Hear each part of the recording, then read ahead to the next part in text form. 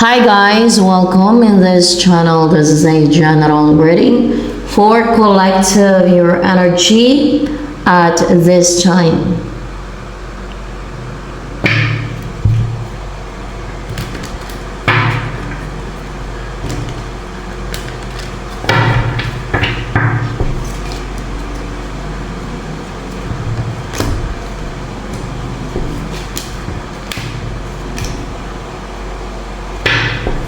Nagja-juggling ka. Pero you're not contented right now sa sitwasyon mo na nagja-juggling ka, hindi ka makapag-decide. No? Pero ito yung mangyayari sa'yo soon, no? Next. Soon or next. Kahit nagja-juggling ka, yung hindi ka makapag-decide, kunwari mag-reach out to this person mo, hindi. Or else yung kausapin mo yung person mo, hindi. Yung hindi ka makapag-desisyon ba, nagja-juggling ka. Maging close kayo ng person mo, maging magaan ang loob ninyo sa isa't isa, palapit ang loob ninyo sa isa't isa, or pwede din makasama nyo ng isa't isa. Dahil maramdaman mo yung hindi ka contented, hindi ka masaya, you're not fulfilled without your person. Na pag hindi ka nag-reach out sa person mo, pag hindi ka nag-umpisa ng something stable, o pag hindi ka naging consistent na sa pag-reach out sa kanya, or pag hindi ka nag-effort or hindi ka nag-take na action, o pag hindi ka nag-reach out sa kanya, sasaktan ka lang. Na heartbroken ka. Parang banatiling, alam mo yun, sasaktan ka, heartbroken ka, ganun. Hindi ka masaya, hindi ka fulfilled, ganun.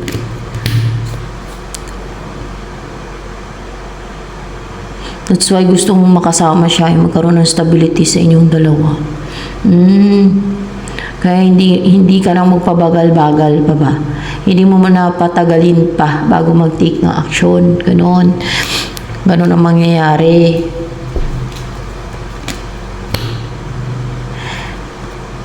Yung mga bitter dito. More clarification with this Queen of Swords at Queen of Swords dito.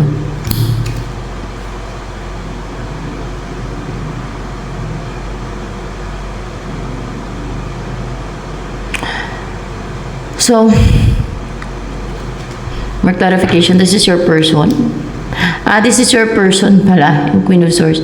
Actually, mag-end na yan guys, yung naging cold siya sa'yo, or an emotional, or kaya yung binlock ka niya, or kaya yung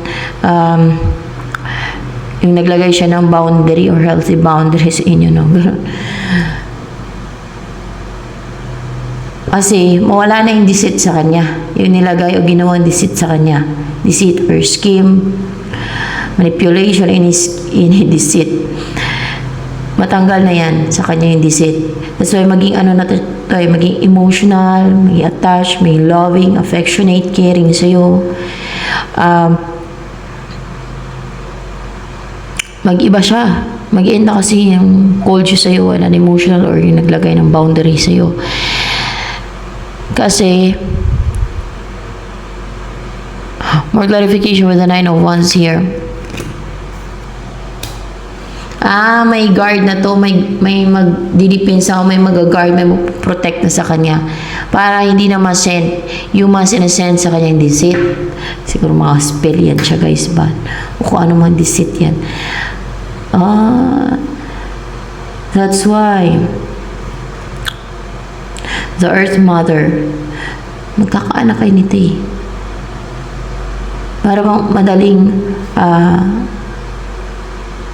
kung sino ang babae sa inyo, madaling mabuntis, magkaanak kayo, magpakain kayo ng mga animals, ducks, baka mag-alaga kayo ng mga ducks.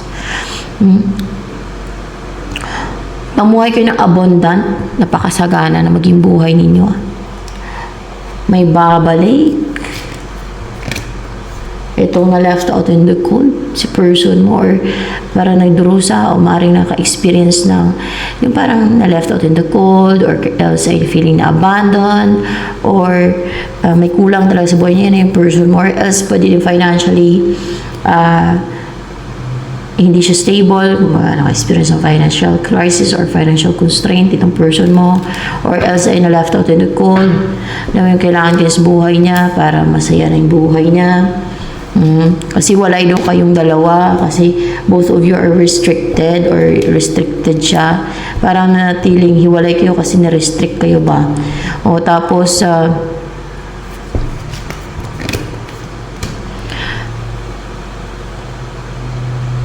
yung namuhay kayo ng, alam niyo, separated, hindi kayo magkasama, or kung merong partner yung isa, hindi ko yung partner niya, hindi siyang partner mo, mga ganun ba, hindi kayo bumuo ng pamilya, hindi kayo hindi kayo na-travel papunta sa isa't isa, o sino man yung gusto mag-travel papunta sa isa ay hindi natuloy, mga ganun, hindi nangyari yun. And then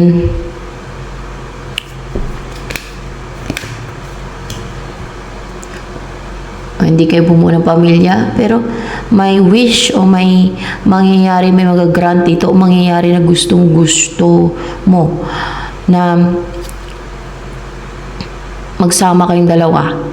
Parang simpleng buhay pero masagana yung harvest ninyo.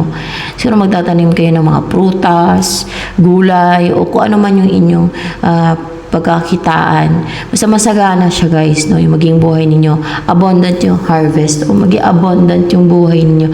Abundant. And there's travel here. Meron magto-travel para mangyari yung gustong-gusto niyang mangyari. Kung sino man sa inyo, mukhang lalaki ang mag-travel dito na maging decisive and determined talaga na mag-travel papunta sa babae. Para mamuhay na ng kasama ang person niyang babae. Ganun ang mangyayari. Na hindi na siya defensive yung lalaki dito sa reading. Kung sino mga lalaki sa inyo. Na-release na yung kung naging defensive siya dahil sa may resentment or kung ano man, fear, na-release na niya o natanggal na, na-let go niya na yung fear or anything na naging defensive siya, na-release na, tanggal na. So, yan. So, you will start a relationship na fresh start, fresh, healthy relationship na masaya kayo together, para ma-jamming kayo, masaya. Amuhay kayo ng full of green sa paligid ninyo na payapa, tahimik, and parang simpleng buhay lang pero masaya kayo. Na there's equal give and take and possible tutulong kayo sa mga kapuspalad eh. Yeah, tutulong kayo sa mga kapuspalad.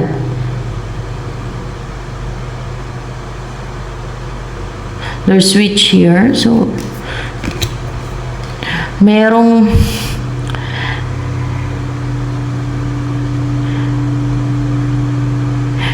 witch dito na gumagawa ng witchcraft po. Si Queen of Pentacles in reverse. Unstable.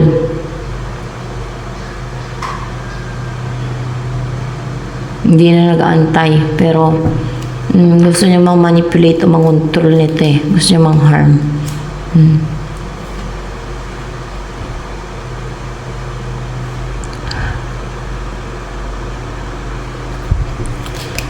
And si King of Pentacles in reverse. Nang-atake. Gusto kasi nilang patunayan ng powerful daw sila.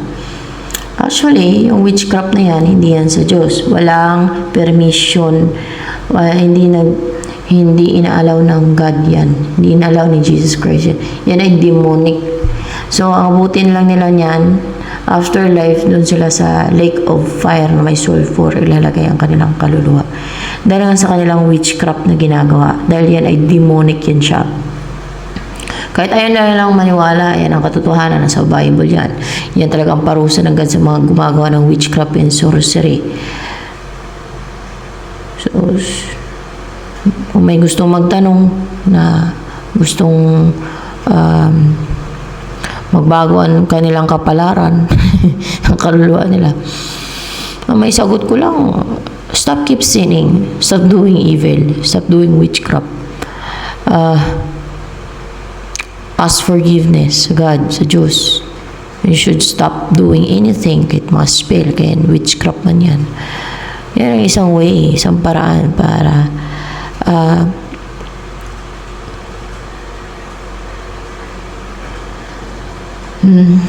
pwede bang ma-save? Baka lang kasi witchcraft, demonic talagang kasalanan yan. That is very huge sin, no? At may warning ang God yan sa Bible na. Yan ay, kita niyo yung ginawa sa mga nanay ng Nephilim, diba? Ginawang sirens, sinumpa sila naging sirens. Of course, paano ma-save yung soul nila niyan? Pag namatay sila, pag namatay yun, diretso sa impyerno yun, yung mga sirens na yun. Ganon ka worst yung ganyan, yung witchcraft na yan. Yan ay demonic, they're dealing with demons. Kaya matinding kasalanan yan. So, ito, gusto nila mang-oppress. Gusto nila, na-attack sila, mang-oppress daw sila, para bang gusto kanilang kumbinsihin, no? Kumbinsihin sa kanilang gusto. Alam yung superior sila, yun ang gusto nila na dominahin ka, na pilitin ka sa gusto nilang paniwalaan mo, no? Kung ano yung gusto nilang paniwalaan mo, na kung ano yung will nila, yung sundin mo, paniwalaan mo, ganon sila. Pero actually, hindi na panakito sa iyo itong mga to, hindi na sila makapang-harm, hindi na matutusok sa iyo yung kanilang mga panraidor, hindi na ma-unite sa iyo yung kanilang mga satanic arrows, kumbaga ganun. Malulungkot lang sila, and malilito lang sila, madidistract, maging unstable, maging unsecured, mas stagnant lang sila, guys.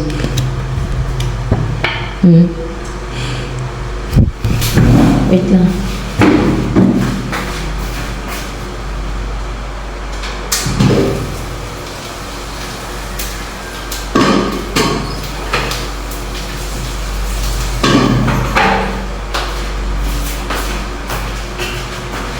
So, ayan. At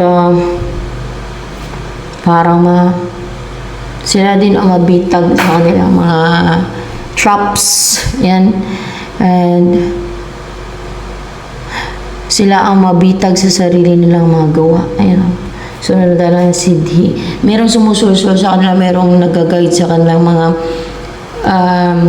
ano ba yung mga demonyo? Hindi. Ano yan, mga elemento. Elemento daw yan. Nagkakaroon ng pagtutulungan sa nila. Yan ang kakulaborate nila.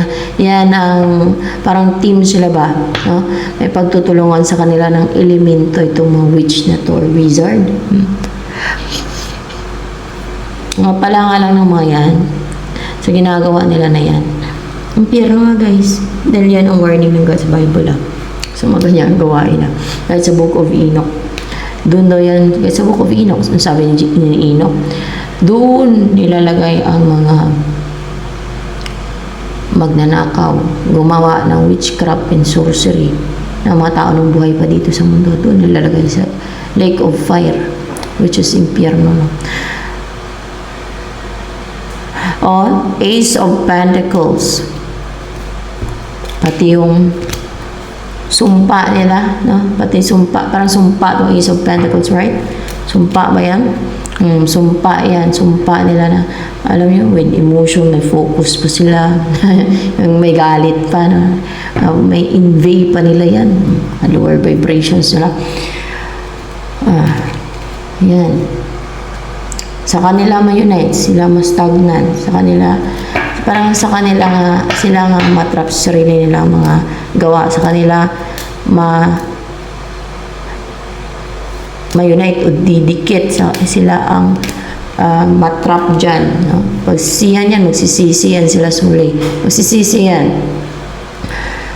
Mas lalo na pag nasa impyerno sila, mas lalo sila magsisi pag doon na, no? Yan ay bumalik pa lang yan sa kanila, yung mga sumpa nila at mga I think negativities, mga traps nila, deceit, o manipulation nila, o spells man yan. Sama ba yung spells na babalik sa kanila?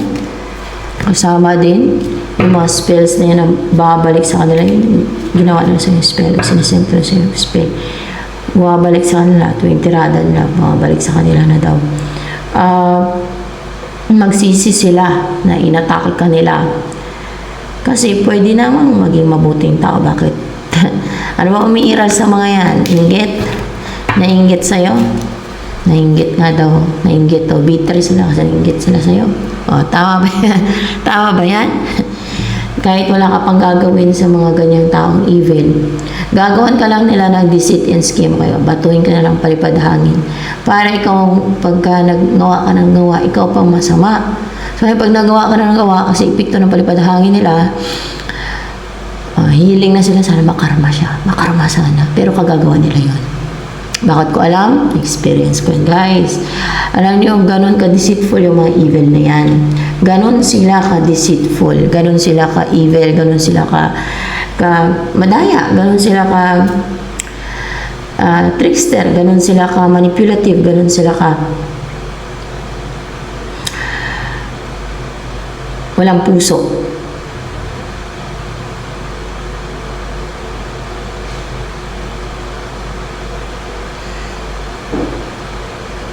Yung kahit na sila yung nabaliw na sa inggit sa'yo, kaya minaman-manan gusto ka nila kontrolin. Gagawin ka na lang deceit para ikaw ang pagmukha yung baliw. Kunwari, batuin ka ng palipad hangin, gawin ka nila ng ritual spell para magawa ka na magawa, para atakihin nila na atakihin yung isip mo, para malito ka, ma-confuse, ma-distract yung isipan mo, paniwalain ka nila ng mga beliefs nila, ng mga sendan ka nila ng mga spell na alam yung pa-clouded din nila yung isip mo, para ikaw mukhang baliw. O ganun sila. Para ikaw magmukhang baliw. Ganun sila. Kahit ang totoo sila ang tunay na baliw. Dahil sa inggit nila, yun nakakabaliw yung inggit. Ang witchcraft, ang spell, pag natanggal yun, wala na yung effect niyan. Pero yung nababaliw, dahil sa inggit, hindi basta-basta matanggal yan.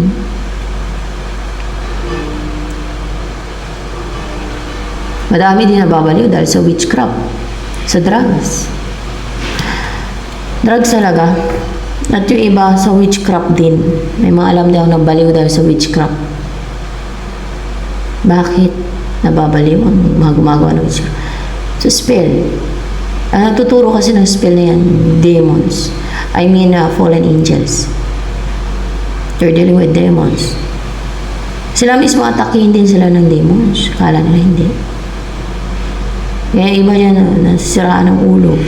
Mga gumagawa ng spell, nababaliw, yung mga gumagawa ng witchcraft. Kasi sila mismo, pinapasukan ng mga demonyo, dinadrive ng demonyo. They're dealing with demons, diba?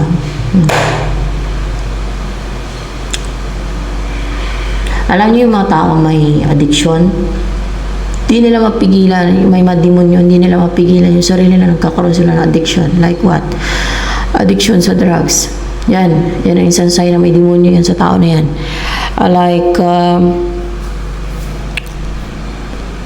Makikita ba sa kamay ng tao na hindi pantay pag mayroong demonyo sa katawan? Kita ba?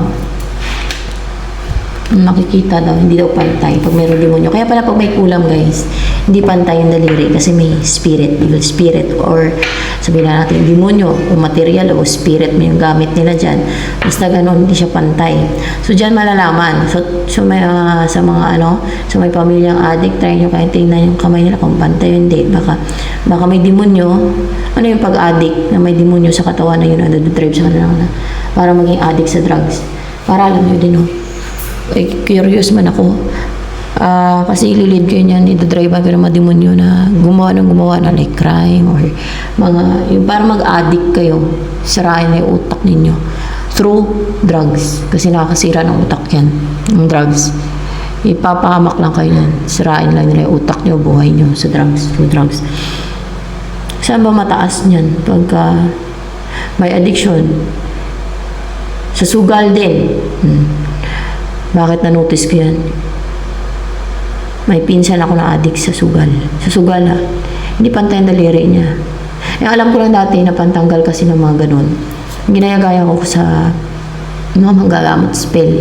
Hindi ko pa alam hindi ko pa kasi na-discoveran yung sa kamay ko. Pawakan ko lang, papantay na yung daliri. Pawakan ko lang yung ulo, ipapantay na yung daliri ng may mga spirits o elemento o evil forces sa katawan eh.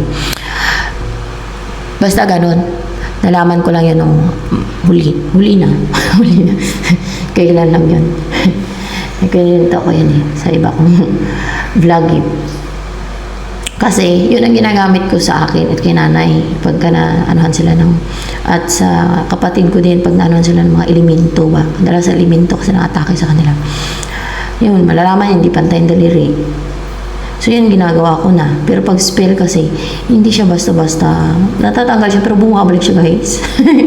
Kasi yun pala, kay Fallen Angels yung nagtuturo ng spell sa kanila din yan. Parang pag yan ang gawain mo, gumagawa ka ng mga orasyon kahit pantanggal o panggamot, under ka sa control ng Fallen Angels. So sila nga nagturo niyan. No? Kahit sa mga albularyo, sila nagturo pala niyan. Sila nagtuturo. Meron yan sa YouTube na about sa mga albularyo na umamin yung Fallen Angel na sila natuturo niyan sa mga albularyo, mga gamot, na mga spell, incantation, mga ganyan, ritual, mga ganun ba? Basta mga orasyon. Sila natuturo niyan.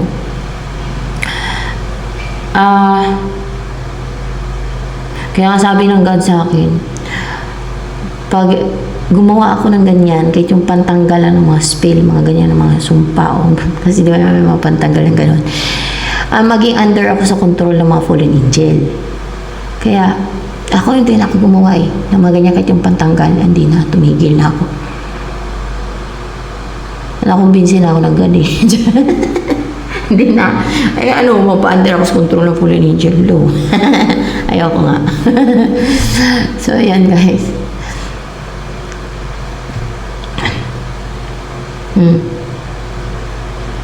Ano na ba yun? Ano ba yung kanina? Humaba lang si kwento eh. So, ayan. Hanggang doon na lang. Basta yan ay, yan siya, mga orasyon sa Fallen Angels yan ang nagtuturo. Kahit nung panahon pa ni Noah, mga Fallen Angels ang nagturo niya sa mga asawa nila ng mga babae. Yung nanay ng mga Nephilim. Mga Fallen Angels ang turo niya ng mga witchcraft sa kanila. Kaya sinumpa sila ng God, diba? Yung mga nanay ng Nephilims. Naging sirens. Siyempre, pag namatay yun, pierno sila.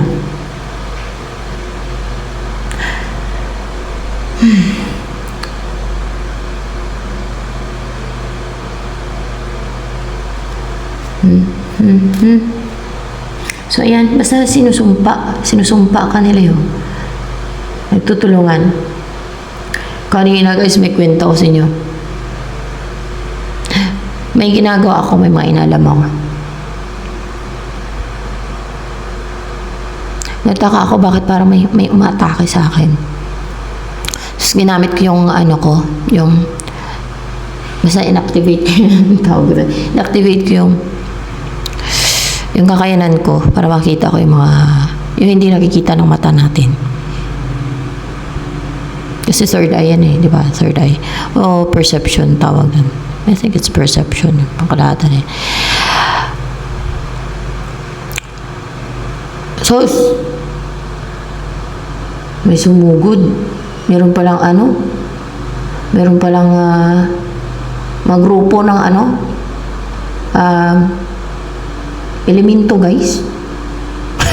Encanto tayo. Parang nakasuot ng pang-war. Char. Magrupo. Tapos may reyna pa sila guys. Nakaputi yung reyna nila. Parang may nakatakip ba sa mukha ng reyna nila? Okay, lumilipad ba yung reyna nila? Parang lumilipad eh. Oo, parang lumilipad yung reyna nila. Pero wala siyang pakpak. Pero mababa lang naman. Ewan ko, bakit parang nakalutang ba? Ganun. May reyna sila guys, nakaputi siya, tapos parang may manipis na na cloth na nakatakip sa mukha niya. Alam ko taga Garza. Sabi ko, sugod mga Garcians. Parang natatawa lang ako. Para sumugod lang, para para ako na ipagpatuloy basta. Reyna nila yung nakaputi na babae. May Reyna sila. Ang alam ko taga-Garza siya. Sila. Para din silang tao.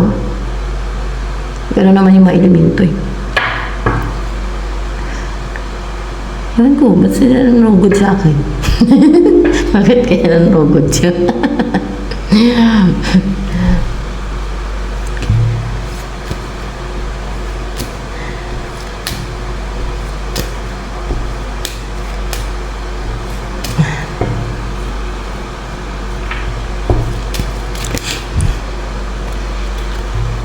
So, door to romance.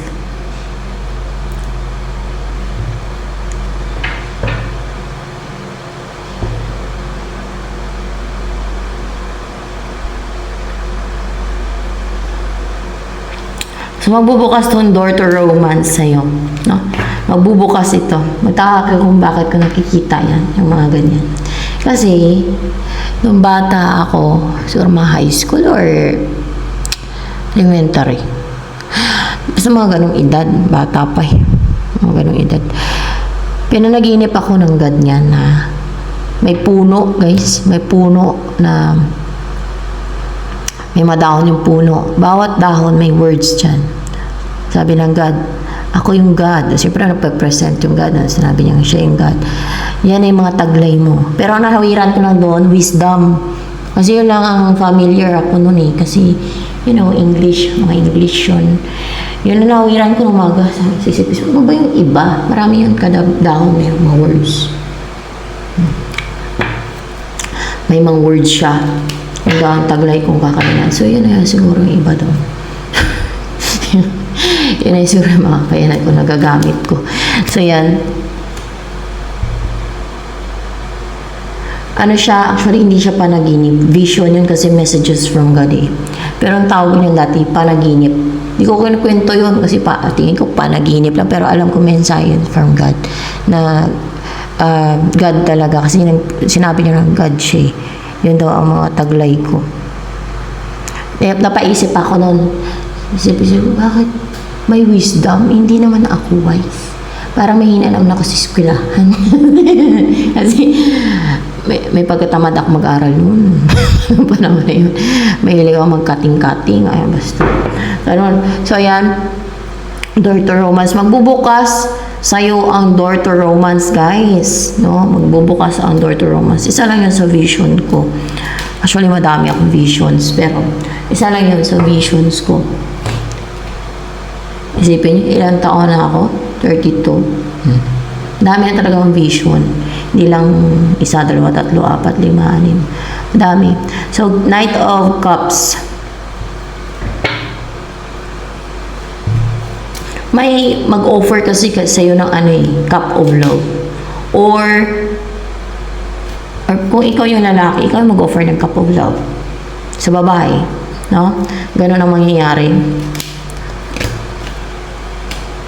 At kasi pati hindi magtatagumpay ang mga kaaway sa ginagawa nila yung pag-compete, pangharang, o mga witchcraft o scheme and deceit, no? O gusto kayong pigilan, hindi sila magtagumpay. Mangyari ito, nakatakda o nakatadhana. Ano ba tawag dito? Nakatakda? Hindi. Ano to, nakatadhana ba? Hindi. Siswertihin ka lang.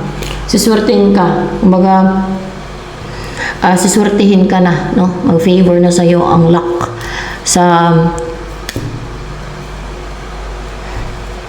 sa'yo. Kaya, hindi na magtatagumpay itong mga kahit anong pang gawin nila.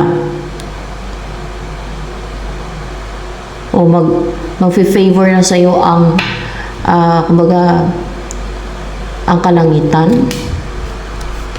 Hindi, ang luck. Let's see. Ang luck talaga, guys. No, favor sa yung luck. So, yan. Ang swerte. Parang swerte ba, no? Swertein ka na sa panahon na yan. Baka next year na yan. The wheel of the year. Baka swertein ka na sa next year. So, the sun and the four of swords in reverse.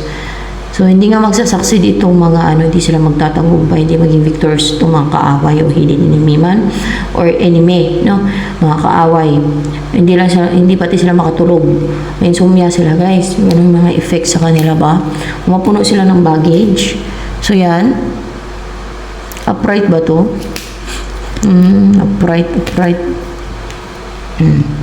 Ace of Wands. Kasi, yung mga ginagawa nila sa'yo, parang pinag-aralan nila, mga inaalam nila, na gagawin nila against you, bumabalik to sa kanila. Hindi nagsasucceed, hindi nagtatagumpay, sira ang nagkakarga ng baggage, o kaya hindi siya, nagbabackfire ba ang term dyan? Nagbabackfire, hindi. Siya, bumabalik ba? Mukhang bumabalik na. Bumabalik siya. Mukhang bumabalik.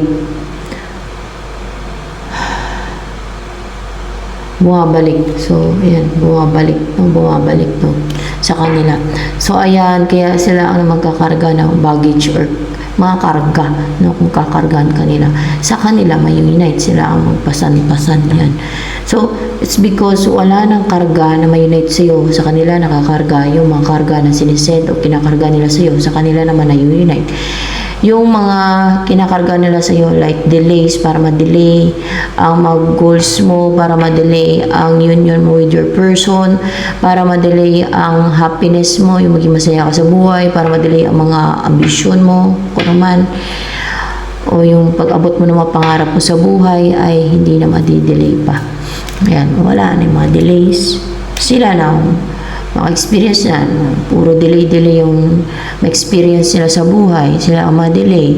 Kunwari gusto nilang ma-delay yung makapag-asawa ka, sila na yung ma-delay yung makapag-asawa sila. Okay, sindan ka nila na hindi ka makapag-asawa, mga ganun sumpa, no? Sila nga hindi makapag-asawa, okay, sindan ka nila ng malasin ka sa love life mo, sila ngayon malasin sa love life, hindi ikaw. Ganun, guys. Kasi, yung mga sinesent nila sa'yo, hindi makapang-atake. Sa kanila mismo na unite.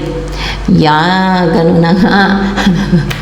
Hindi makapang-atake sa'yo. Sa kanila na mismo na unite. So, parang hindi siya umaalis sa kanila.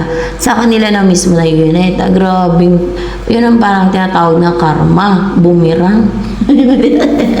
Yun ang tinatawag na karma. No?